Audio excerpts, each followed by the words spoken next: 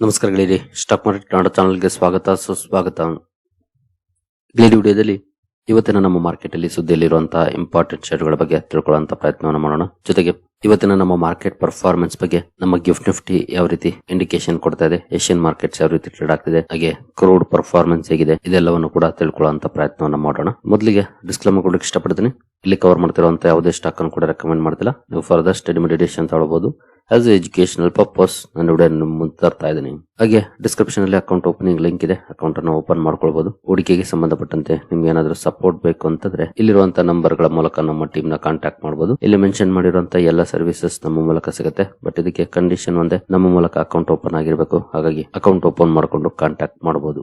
ಮೊದಲಿಗೆ Middle East ಇಂದ ಸುದ್ದಿಗಳಿದ್ದಾವೆ. Iran says strait of Hormuz will reopen only after compensation as Trump sets Tuesday 8 PM deadline. ನಿನ್ನೆ ರಾತ್ರಿ Donald Trump ಅವರು ತಮ್ಮ ಸೋಷಿಯಲ್ ಮೀಡಿಯಾ ಪ್ಲಾಟ್ಫಾರ್ಮ್ ಅಲ್ಲಿ 8 PM ಡೆಡ್ ಲೈನ್ ಕೊಟ್ಟಿದ್ದಾರೆ ಸ್ಟ್ರೈಟ್ ಆಫ್ ಹಾರ್ಮುಜ್ ಅನ್ನು ಓಪನ್ ಮಾಡ್ಲಿಕ್ಕೆ. ಆನಂತರ Iran straight of Hormuz open ಆಗ್ಬೇಕು ಅಂತಂದ್ರೆ ಅವ್ರಿಗಾಗಿರುವಂತಹ ಡ್ಯಾಮೇಜಸ್ ಗೆ ಕಂಪೆನ್ಸೇಷನ್ ಕೊಡಬೇಕು ಅಂತ ಹೇಳ್ತಿದ್ದಾರೆ. ಅಮೆರಿಕ ಇದನ್ನಂತೂ ಮಾಡೋದಿಲ್ಲ. ಇಲ್ಲಿ ಸಮಸ್ಯೆಗಳಂತೂ ಸದ್ಯದ ಮಟ್ಟಿಗೆ ನಿಲ್ಲೋದಿಲ್ಲ. ನಾಳೆ 8 ಗಂಟೆ ಟೈಮ್ ಕೊಟ್ಟಿದ್ದಾರೆ. ಅಂದ್ರೆ ಅಮೆರಿಕನ್ ಟೈಮಿಂಗ್ ಪ್ರಕಾರ ಮಂಗಳವಾರ 8 ಗಂಟೆ ಡೆಡ್ ಲೈನ್. ನಮ್ಮ ಇಂಡಿಯನ್ ಟೈಮಿಂಗ್ ಪ್ರಕಾರ ಬುಧವಾರ ಬೆಳಗ್ಗೆ 5 ಗಂಟೆ ಆಗುತ್ತೆ. ಸೊ ನೋಡೋಣ ಇನ್ನು ಏನೆಲ್ಲ ಅಪ್ಡೇಟ್ ಗಳು ಬರ್ತವೆ ಅಂತ. ಒಟ್ಟಿನಲ್ಲಿ ಸ್ಟ್ರೈಟ್ ಆಫ್ ಹಾರ್ಮುಜ್ ಈ ಹಿಂದಿನಂತೆ ಇರೋದಿಲ್ಲ ಅನ್ನುವಂತ ಸ್ಟೇಟ್ಮೆಂಟ್ ಅನ್ನು ಕೂಡ ಕೊಡ್ತಾ ಇದೆ. ಯಾಕಂದ್ರೆ ಈಗಾಗಲೇ ಅವರು ಟೋಲ್ ಕಲೆಕ್ಟ್ ಮಾಡ್ತಿದ್ದಾರೆ ಅಂತ ಸುದ್ದಿಗಳು ಬರ್ತಾ ಇದಾವೆ. ಯಾವುದೇ ಶಿಪ್ ಪಾಸ್ ಆಗ್ಬೇಕಂದ್ರೆ $2 ಮಿಲಿಯನ್ ಪೇ ಮಾಡಬೇಕು ಅಂತ AIGC ಕೂಡ ಅದನ್ನೇ ಹೇಳ್ತಾ ಇದೆ. ಬಟ್ ನೋಡೋಣ ಇನ್ನು ಏನೆಲ್ಲ ಡೆವಲಪ್ಮೆಂಟ್ಸ್ ಆಗುತ್ತೆ ಅಂತ. ಜೊತೆಗೆ ಟ್ರಂಪ್ ಯಾವ ರೀತಿ ಇರುತ್ತಾರೆ, ಎಸ್ಪೆಷಲಿ ಯಾವ ರೀತಿ ಅಟ್ಯಾಕ್ ಮಾಡ್ಲಿಕ್ಕೆ ಆರ್ಡರ್ ಮಾಡ್ತಾರೆ ಆಫ್ಟರ್ ಡೆಡ್ ಲೈನ್, ಅದು ಕೂಡ ಮ್ಯಾಟರ್ ಆಗುತ್ತೆ. ಅದು ನೋಡ್ಬೇಕಷ್ಟೇ ನಾವು. ನೆಕ್ಸ್ಟ್ ಕ್ರೂಡ್ ಅಲ್ಲಿ ಪರ್ಫಾರ್ಮೆನ್ಸ್ ಸದ್ಯದ ಮಟ್ಟಿಗೆ 1.73% ಅಪ್ ಆಗಿದೆ. ಅಂದ್ರೆ ತುಂಬಾ ದೊಡ್ಡ ಮಟ್ಟದ ರಿಯಾಕ್ಷನ್ ಇಲ್ಲ. ನಾರ್ಮಲ್ ಆಗಿ ಸ್ವಲ್ಪ ಮಟ್ಟಿಗೆ ಪಾಸಿಟಿವ್ ಪರ್ಫಾರ್ಮೆನ್ಸ್ ಬರ್ತಾ ಇದೆ. ಇನ್ ಓವರ್ ರಿಯಾಕ್ಷನ್ ಇಲ್ಲಿ ನೋಡ್ಲಿಕ್ಕೆ ಸಿಗ್ತಾ ಇಲ್ಲ ಇವತ್ತು. ಅದೊಂದು ಒಳ್ಳೆಯ ಬೆಳವಣಿಗೆ ಅಂತಾನೆ ಹೇಳ್ಬೋದು. ಬಟ್ ಅಪ್ ಆಗಿದೆ, ಅದು ಡೌನ್ ಆದ್ರೆ ಒಳ್ಳೇದು ಮಾರ್ಕೆಟ್ಗೆ. ಇನ್ನು ಇಂಡಿವಿಜುವಲ್ ಸ್ಟಾಕ್ ಗಳ ಕಡೆ ಬಂದ್ರೆ ಎಸ್ಪೆಷಲಿ ನಾನು ಇಲ್ಲಿ ಒಂದಷ್ಟು ಸ್ಟಾಕ್ ಗಳನ್ನ ಅವಾಯ್ಡ್ ಮಾಡ್ತಿದ್ದೀನಿ. ಯಾಕಂದ್ರೆ ರಾತ್ರಿ ವಿಡಿಯೋದಲ್ಲಿ ಈಗಾಗಲೇ ಕವರ್ ಮಾಡಿದೀನಿ ಅವುಗಳನ್ನ. ರಾತ್ರಿ ವಿಡಿಯೋದಲ್ಲಿ ಕವರ್ ಮಾಡಿಲ್ದೇ ಇರುವಂತಹ ಕಂಪನಿಗಳನ್ನ ಈಗಿನ ವಿಡಿಯೋದಲ್ಲಿ ಕವರ್ ಮಾಡ್ತಾ ಇದ್ದೀನಿ. ಮತ್ತೆ ರಾತ್ರಿ ಕವರ್ ಮಾಡಿರುವಂತವನ್ನ ರಿಪೀಟ್ ಮಾಡ್ತಾ ಇಲ್ಲ. ಇನ್ ಕೇಸ್ ರಾತ್ರಿ ವಿಡಿಯೋ ನೋಡಿಲ್ಲ ಅಂತಂದ್ರೆ ಇಲ್ಲಿದೆ. ಈ ವಿಡಿಯೋದಲ್ಲಿ ಹಲವು ಕಂಪನಿಗಳನ್ನ ಬಿಸ್ನೆಸ್ ಅಪ್ಡೇಟ್ಸ್ ನ ಕವರ್ ಮಾಡಿದೀನಿ. ಇಲ್ಲಿವರೆಗೂ ನೋಡಿಲ್ಲ ಅಂತಂದ್ರೆ ಈ ವಿಡಿಯೋನ ನೋಡಿ ಒಂದಷ್ಟು ಸ್ಟಾಕ್ ಗಳ ಬಗ್ಗೆ ಈಗಾಗಲೇ ಮಾಹಿತಿ ಕೊಟ್ಟಿದ್ದೀನಿ. ಇನ್ನು ಈಗಿನ ವಿಡಿಯೋ ಕಡೆ ಬರೋದಾದ್ರೆ ಬಜಾಜ್ ಆಟೋ ಫೋಕಸ್ ಅಲ್ಲಿ ಇರುತ್ತೆ. ಇವತ್ತು ಕಂಪನಿಯ ಮಾರ್ಚ್ ಸೇಲ್ಸ್ 20% ಅಪ್ ಆಗಿದೆ ಇಯರ್ ಆನ್ ಇಯರ್. ಜೊತೆಗೆ 4.5 lakh ಯೂನಿಟ್ಸ್ ಅನ್ನ ಕ್ರಾಸ್ ಮಾಡಿದೆ. ಈ ಅಪ್ಡೇಟ್ ಕೊಟ್ಟಿರೋ ಕಾರಣಕ್ಕೆ ಸ್ಟಾಕ್ ಫೋಕಸ್ ಅಲ್ಲಿ ಇರುತ್ತೆ. ಬಜಾಜ್ ಆಟೋ ವಾಚ್ ಮಾಡಬಹುದು ಯಾವ ರೀತಿ ಇರುತ್ತೆ ಸ್ಟಾಕ್ ಅಲ್ಲಿ ಪರ್ಫಾರ್ಮೆನ್ಸ್ ಈ ಸುದ್ದಿ ಕಾರಣಕ್ಕೆ ಇವತ್ತು ಅಂತ. ನಂತರ SH ಕೇಳ್ಕರ್ ಅಂಡ್ ಕಂಪನಿ ಕೂಡ ಫೋಕಸ್ ಅಲ್ಲಿ ಇರುತ್ತೆ. ಕಾರಣ ಕಂಪನಿ ಬಿಸ್ನೆಸ್ ಅಪ್ಡೇಟ್ಸ್ ಅನ್ನ ರಿಲೀಸ್ ಮಾಡಿದೆ. ಮಾರ್ಚ್ ಕ್ವಾರ್ಟರ್ 11.5% ರೆವಿನ್ಯೂ ಗ್ರೋತ್ ಆಗಿದೆ. ಈ ಬಗ್ಗೆ ಅಪ್ಡೇಟ್ ಅನ್ನು ಕೊಟ್ಟಿದೆ. ಜೊತೆಗೆ ವಾರ್ ಇಂಪ್ಯಾಕ್ಟ್ ಕೂಡ ಅಷ್ಟೇನು ಆಗಿಲ್ಲ ಕಂಪನಿಯ ಮೇಲೆ, ಆ ಬಗ್ಗೆ ಕೂಡ ಮಾಹಿತಿಯನ್ನು ಕೊಟ್ಟಿದೆ. ಈ ಸುದ್ದಿ ಕಾರಣಕ್ಕೆ ಸ್ಟಾಕ್ ಫೋಕಸ್ ಅಲ್ಲಿರುತ್ತೆ. SH ಕೇಳ್ಕರ್ ಅಂಡ್ ಕಂಪನಿಯನ್ನು ಕೂಡ ವಾಚ್ ಮಾಡಬಹುದು ಯಾವ ರೀತಿ ಇರುತ್ತೆ ಮಾರ್ಕೆಟ್ ರಿಯಾಕ್ಷನ್ ಈ ಸುದ್ದಿಗೆ ಅಂತ. ನಂತರ ಮೆಟ್ರೋಪೊಲಿಸ್ ಹೆಲ್ತ್ ಕೇರ್ ಕೂಡ ಫೋಕಸ್ ಅಲ್ಲಿರುತ್ತೆ. Company total group revenue growth report ಮಾಡಿದೆ. 23% ಇಯರ್ ಆನ್ ಇಯರ್ ಗ್ರೋತ್ ನೋಡ್ಲಿಕ್ಕೆ ಸಿಕ್ಕಿದೆ ಕಂಪನಿಯ ರೆವಿನ್ಯೂ ನಲ್ಲಿ. ಹಾಗೆ B2B ಬಿಸ್ನೆಸ್ ಅಂದ್ರೆ ಬಿಸ್ನೆಸ್ ಟು ಬಿಸ್ನೆಸ್ 30% ಗ್ರೋ ಆಗಿದೆ ಇಯರ್ ಆನ್ ಇಯರ್. ಒಳ್ಳೆ ಇಂಪ್ರೂವ್ಮೆಂಟ್ ನೋಡ್ಲಿಕ್ಕೆ ಸಿಕ್ಕಿದೆ ಮೆಟ್ರೋಪೊಲಿಸ್ ಹೆಲ್ತ್ ಕೇರ್ ಅಲ್ಲೂ ಕೂಡ. ಈ ಸ್ಟಾಕ್ ಅನ್ನು ಸಹ ವಾಚ್ ಮಾಡಬಹುದು ಯಾವ ರೀತಿ ಇರುತ್ತೆ ಇದಕ್ಕೆ ರಿಯಾಕ್ಷನ್ ಸ್ಟಾಕ್ ಅಲ್ಲಿ ಇವತ್ತು ಅಂತ. ನಂತರ ವೇದಾಂತ ಕೂಡ ಫೋಕಸ್ ಅಲ್ಲಿರುತ್ತೆ. ಕಂಪನಿಯ ಅಲ್ಯೂಮಿನಿಯಂ ಪ್ರೊಡಕ್ಷನ್ 2% ಅಪ್ ಆಗಿದೆ ಇಯರ್ ಆನ್ ಇಯರ್. ಹಾಗೆ ಜಿಂಕ್ ಪ್ರೊಡಕ್ಷನ್ ಕೂಡ 2% ಅಪ್ ಆಗಿದೆ ಇಯರ್ ಆನ್ ಇಯರ್. ಜೊತೆಗೆ ಜಿಂಕ್ ಇಂಟರ್ನ್ಯಾಷನಲ್ ಪ್ರೊಡಕ್ಷನ್ 3% ಅಪ್ ಆಗಿದೆ. ಇನ್ನು ಪವರ್ ಸೇಲ್ಸ್ 43% ಅಪ್ ಆಗಿರೋ ಬಗ್ಗೆ ಮಾಹಿತಿಯನ್ನು ಕೊಟ್ಟಿದೆ.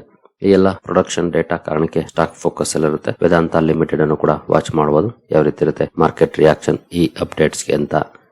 ನಂತರ ಅವಿನ್ಯ ಸೂಪರ್ ಮಾರ್ಟ್ಸ್ ಕೂಡ ಫೋಕಸ್ ಅಲ್ಲಿರುತ್ತೆ. Company year on year 19% growth achieve ಮಾಡಿದೆ ರೆವಿನ್ಯೂ ನಲ್ಲಿ. ಇದು ರೆವಿನ್ಯೂ ವೈಸ್ ಇಂಪ್ರೂವ್ಮೆಂಟ್. ಕಂಪನಿ ಪೂರ್ತಿ ರಿಸಲ್ಟ್ ಅನೌನ್ಸ್ ಮಾಡಿದಾಗ ಗೊತ್ತಾಗುತ್ತೆ ಅದರಲ್ಲಿ ಖರ್ಚು ಎಷ್ಟು ಮಾಡಿದೆ, ಲಾಭ ಎಷ್ಟಿದೆ ಎಲ್ಲವೂ ಕೂಡ. 19% ಗ್ರೋ ಆಗಿದೆ ಇಯರ್ ಆನ್ ಇಯರ್ ಕಂಪನಿಯ ರೆವಿನ್ಯೂ. ಜೊತೆಗೆ ಸ್ಟೋರ್ಸ್ ಕೌಂಟ್ 500 ಅನ್ನ ತಲುಪಿದೆ. ಲಾಸ್ಟ್ ವೀಕ್ ನಾನು ಇದ್ರ ಬಗ್ಗೆ ಸುದ್ದಿಯನ್ನ ಕವರ್ ಮಾಡಿದ್ದೆ. 500 ಅನ್ನ ತಲುಪಿದೆ. ರೆವಿನ್ಯೂ 17,205 ಕೋಟಿ ತಲುಪಿದೆ. ಈ ಅಪ್ಡೇಟ್ ನ ಕಾರಣಕ್ಕೆ ಅವಿನ್ಯೂ ಸೂಪರ್ ಮಾರ್ಟ್ಸ್ ಅಥವಾ ಡಿ ಮಾರ್ಟ್ ಕೂಡ ಫೋಕಸ್ ಅಲ್ಲಿರುತ್ತೆ. ಈ ಸ್ಟಾಕ್ ಅನ್ನು ಸಹ ವಾಚ್ ಮಾಡಬಹುದು ಇವತ್ತು ಯಾವ ರೀತಿ ಇರುತ್ತೆ ಸ್ಟಾಕ್ ಅಲ್ಲಿ ಪರ್ಫಾರ್ಮೆನ್ಸ್ ಅಂತ. ನಂತರ ಡಾಬರ್ ಇಂಡಿಯಾ ಕೂಡ ಫೋಕಸ್ ಅಲ್ಲಿ ಇರುತ್ತೆ. Company middle single digit growth ಅನ್ನ ಎಕ್ಸ್ಪೆಕ್ಟ್ ಮಾಡ್ತಿದೆ, ಅಂದ್ರೆ 4-6% ಒಳಗಡೆ ಇರಬಹುದು ಅಂತ ಎಕ್ಸ್ಪೆಕ್ಟ್ ಮಾಡ್ತಾ ಇದೆ. But FMCG demand I single digits ಅಲ್ಲಿ ಇರಬಹುದು ಅಂತ ಎಸ್ಟಿಮೇಟ್ ಮಾಡಿದೆ. ಇನ್ನು home and personal care mid teens ಅಂದ್ರೆ ಮೇ ಬಿ 13-14% ವರೆಗೂ ಕೂಡ ಗ್ರೋ ಆಗಬಹುದು. ಮಿಡ್ಲ್ ಈಸ್ಟ್ ಟೆನ್ಷನ್ ಕಾರಣಕ್ಕೆ ಇಂಟರ್ನ್ಯಾಷನಲ್ ಬಿಸಿನೆಸ್ ಇಂಪ್ಯಾಕ್ಟ್ ಆಗಿದೆ ಅನ್ನೋಂತ ಅಪ್ಡೇಟ್ ಅನ್ನು ಕೊಟ್ಟಿದೆ. ಹಾಗೆ ಈ ಸಲ ರೆವಿನ್ಯೂಗಿಂತ ಆಪರೇಟಿಂಗ್ ಪ್ರಾಫಿಟ್ ಚೆನ್ನಾಗಿ ಗ್ರೋ ಆಗಬಹುದು ಅನ್ನುವಂತ ಅಪ್ಡೇಟ್ ಅನ್ನು ಕೊಟ್ಟಿದೆ. ಈ ಸುದ್ದಿ ಕಾರಣಕ್ಕೆ ಡಾಬರ್ ಇಂಡಿಯಾ ಕೂಡ ಫೋಕಸ್ ಅಲ್ಲಿ ಇರುತ್ತೆ. ಈ ಸ್ಟಾಕ್ ಅನ್ನು ಸಹ ವಾಚ್ ಮಾಡಬಹುದು, ಯಾವ ರೀತಿ ಇರುತ್ತೆ ಮಾರ್ಕೆಟ್ ಅಲ್ಲಿ ರಿಯಾಕ್ಷನ್ ಸ್ಟಾಕ್ ಅಲ್ಲಿ ಅಂತ. ನಂತರ L&T ಫೈನಾನ್ಸ್ ಕೂಡ ಸುದ್ದಿಲಿ ಇರುತ್ತೆ. ಅಗೇನ್ ಇದು ಕೂಡ ಬಿಸಿನೆಸ್ ಅಪ್ಡೇಟ್ಸ್ ಅನ್ನು ರಿಲೀಸ್ ಮಾಡಿದೆ, ಅದೇ ಕಾರಣಕ್ಕೆ ಫೋಕಸ್ ಅಲ್ಲಿ ಇರುತ್ತೆ. ಕಂಪನಿಯ ಡಿಸ್ಬರ್ಸ್ಮೆಂಟ್ 62% ಅಪ್ ಆಗಿದೆ ಇಯರ್ ಆನ್ ಇಯರ್. ಹಾಗೆ ರಿಟೇಲ್ ಲೋನ್ 26% ಗ್ರೋ ಆಗಿದೆ. ಈ ಅಪ್ಡೇಟ್ ಕಾರಣಕ್ಕೆ ಫೋಕಸ್ ಅಲ್ಲಿ ಇರುತ್ತೆ. L&T ಫೈನಾನ್ಸ್ ಅನ್ನು ಕೂಡ ವಾಚ್ ಮಾಡಬಹುದು. ನಂತರ ಬಜಾಜ್ ಹೌಸಿಂಗ್ ಫೈನಾನ್ಸ್ ಕೂಡ ಸುದ್ದಿಲಿರುತ್ತೆ.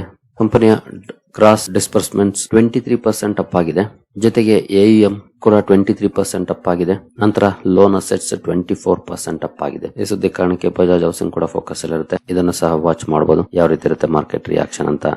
ನಂತರ ಹಿಂದೂಸ್ತಾನ್ ಕಾಪರ್ ಲಿಮಿಟೆಡ್ ಕೂಡ ಸುದ್ದಿಲಿರುತ್ತೆ. ಕಂಪನಿಯ ಪ್ರೊಡಕ್ಷನ್ 6% ಅಪ್ ಆಗಿದೆ ಇಯರ್ ಆನ್ ಇಯರ್. ಈ ಅಪ್ಡೇಟ್ ಕಾರಣಕ್ಕೆ ಹಿಂದೂಸ್ತಾನ್ ಕಾಪರ್ ಕೂಡ ಫೋಕಸ್ ಅಲ್ಲಿ ಇರುತ್ತೆ. ಈ ಸ್ಟಾಕ್ ಅನ್ನು ಸಹ ವಾಚ್ ಮಾಡಬಹುದು.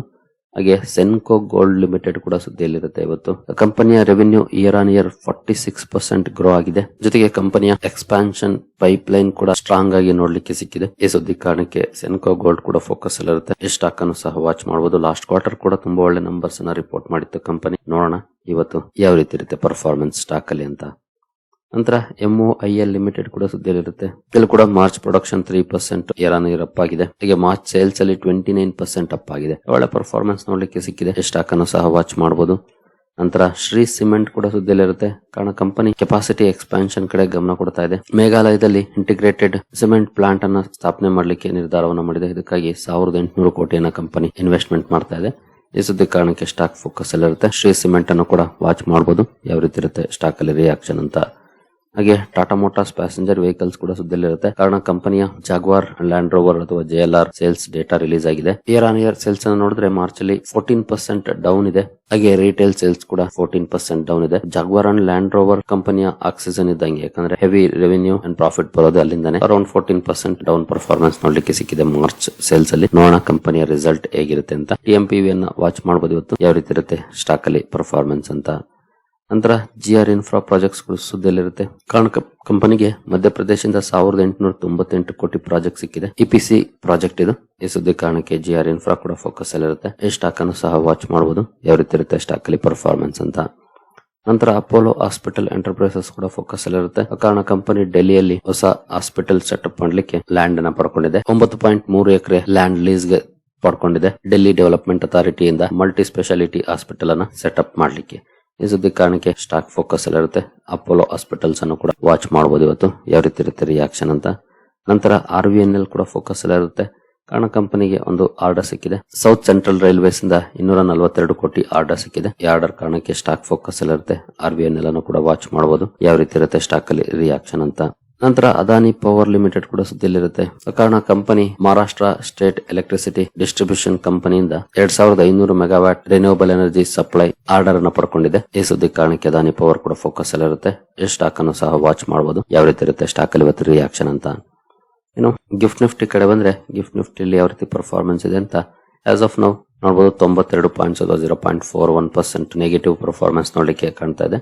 ಹಾಗೆ ನಿಕ್ಕೈಯಲ್ಲಿ 1% ಪಾಸಿಟಿವ್ ಇದೆ. ಸ್ಟ್ರೈಟ್ ಟೈಮ್ಸ್ ಕೂಡ ಸ್ವಲ್ಪ ಮಟ್ಟಿಗೆ ಪಾಸಿಟಿವ್ ಅಲ್ಲಿ ಟ್ರೇಡ್ ಆಗ್ತಿದೆ. ಹ್ಯಾಂಗ್ಸೆಂಗ್ ಇದು 2ನೇ ತಾರೀಕಿನ ಪರ್ಫಾರ್ಮೆನ್ಸ್, ಇವತ್ತು ಮಾರ್ಕೆಟ್ ಓಪನ್ ಇಲ್ಲ. ತೈವಾನ್ ವೇಟೆಡ್ ಕೂಡ ಇನ್ನೂ ಓಪನ್ ಆಗಿಲ್ಲ. ಕೋಸ್ಪಿನಲ್ಲಿ 1% ಪಾಸಿಟಿವ್ ಇದೆ. ಶಾಂಘೈ ಕಾಂಪೋಸಿಟ್ ಕೂಡ ಮೊನ್ನೆ ಪರ್ಫಾರ್ಮೆನ್ಸ್ ಇವತ್ತಿಂದಲ್ಲ. ಅಂದ್ರೆ ಏಷ್ಯನ್ ಮಾರ್ಕೆಟ್ ಗಳು ಓಪನ್ ಆಗಿರೋ ಕಡೆ ಪಾಸಿಟಿವ್ ಇದೆ, ಬಟ್ ಗಿಫ್ಟ್ ನಿಫ್ಟಿ ಮಾತ್ರ ಸ್ವಲ್ಪ ಮಟ್ಟಿಗೆ ಕಾಶಿಯಸ್ ಆಗಿ ಮೂವ್ ಆಗ್ತಿದೆ, ಸ್ವಲ್ಪ ಡೌನ್ ಅಲ್ಲಿ ಟ್ರೇಡ್ ಆಗ್ತಿದೆ. ಬಟ್ ಏಷ್ಯನ್ ಮಾರ್ಕೆಟ್ಸ್ ಇಂದ ಪಾಸಿಟಿವ್ ಕ್ಯೂಸ್ ಇದೆ, ಬಟ್ ಗಿಫ್ಟ್ ನಿಫ್ಟಿ ಸ್ವಲ್ಪ ನೆಗೆಟಿವ್ ಇಂಡಿಕೇಶನ್ ಕೊಡ್ತಾ ಇದೆ. ಹಾಗೆ ಡೌ ಜೋನ್ಸ್ ಫ್ಯೂಚರ್ಸ್ ಕೂಡ ಫ್ಲಾಟ್ ಆಗಿ ಟ್ರೇಡ್ ಆಗ್ತಿದೆ, ಅಲ್ಲೂ ಏನಂತ ದೊಡ್ಡ ನೆಗೆಟಿವ್ ಪರ್ಫಾರ್ಮೆನ್ಸ್ ಇಲ್ಲ, ಫ್ಲಾಟ್ ಪರ್ಫಾರ್ಮೆನ್ಸ್ ನೋಡ್ಲಿಕ್ಕೆ ಕಾಣ್ತಾ ಇದೆ. ಇನ್ನು ಬ್ರೆಂಟ್ ಅಲ್ಲಿ 1.4% ಪಾಸಿಟಿವ್ ಪರ್ಫಾರ್ಮೆನ್ಸ್ ಇದೆ. ಗೋಲ್ಡ್ ಸ್ವಲ್ಪ ಬಿದ್ದಿದೆ, ಮೋರ್ ದನ್ 1%. ಇನ್ನು ಡಾಲರ್ ಇಂಡೆಕ್ಸ್ 100 ಅನ್ನ ಕ್ರಾಸ್ ಮಾಡಿದೆ. USD INR ಅಲ್ಲಿ ಯಾವ ರೀತಿ ಪರ್ಫಾರ್ಮೆನ್ಸ್ ಬರುತ್ತೆ ಅಂತ ಇವತ್ತು ನೋಡ್ಬೇಕಾಗುತ್ತೆ. ಲಾಸ್ಟ್ ವೀಕ್ ಅಂತೂ ಒಳ್ಳೆ ರಿಕವರಿ ಆಯ್ತು ಬಿಕಾಸ್ ಆಫ್ RBI ಇಂಟರ್ವೆನ್ಷನ್. ಇವತ್ತು ನೋಡೋಣ ಯಾವ ರೀತಿ ಪರ್ಫಾರ್ಮೆನ್ಸ್ ಇರುತ್ತೆ ಅಂತ. ಸೊ ಸದ್ಯದ ಮಟ್ಟಿಗೆ ಕಾಶಿಯಸ್ ಓಪನಿಂಗ್ ನ ಇಂಡಿಕೇಶನ್ ಇದೆ, ಬಟ್ ಆನಂತರ ಪರ್ಫಾರ್ಮೆನ್ಸ್ ಯಾವ ರೀತಿ ಬದಲಾಗುತ್ತೆ ಕಾದು ನೋಡಬೇಕಾಗಿದೆ. ಸರಿ ಗೆಳೆಯರಿ, ಈ ಎಲ್ಲ ಅಪ್ಡೇಟ್ಸ್ ನಿಮಗೆ ಇಷ್ಟ ಆಗಿದೆ ಅಂದ್ಕೊಳ್ತೀನಿ. ಹಾಗೆ ಡಿಸ್ಕ್ರಿಪ್ಷನ್ ಅಲ್ಲಿ ಅಕೌಂಟ್ ಓಪನಿಂಗ್ ಲಿಂಕ್ ಇದೆ, ಅಕೌಂಟ್ ಅನ್ನು ಓಪನ್ ಮಾಡ್ಕೊಳ್ಬಹುದು. ಮುಂದಿನ ವಿಡಿಯೋದಲ್ಲಿ ಸಿಗೋಣ. ಅಲ್ಲಿವರೆಗೂ ಜೈ ಹಿಂದ್, ಜೈ ಕರ್ನಾಟಕ.